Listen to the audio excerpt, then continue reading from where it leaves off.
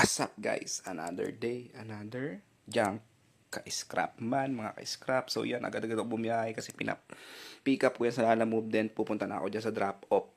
What's up? Tapos yan, akala ko dagat yung napuntahan ko. Panaginip lang pala yun. Pero syempre, may pangarap tayo sa buhay, may kailangan tayong abutin, kaya grind lang. So yan, binaba na yung mga kargamento natin dito. Grabe kasipag ng mga tao dito guys. Sila yung mga klase ng tao na kahit hindi mo sila utusan, gagalaw sila. Promise, kung tinatamad ka sa buhay, pag pumunta ka sa mga ganitong klaseng lugar, baka mahiya ka. Kasipag ng mga to. Lahat yung mga dami yan, sisipag niyan. So yan, babaklasin ko yan. Isa na yan, yan. Yan, tulad niyan, di ba? Hindi ko naman siya inutusan. Akala ko anong una kung babaklas ng isa yan. Pero yun, tinulungan niya. Oh, grabe kasipag ng mga tao dito, ng mga tropa natin. Kung gusto nyo, may papadyang kayo, call nyo lang ako. Sabihin ko sa inyo saan ko dinadala lahat ng to. So yan, yan yung kinita natin. Halo-halo na yung pambayad ng utang natin, pambayad ng punan. Yun lang, bye. Thank you.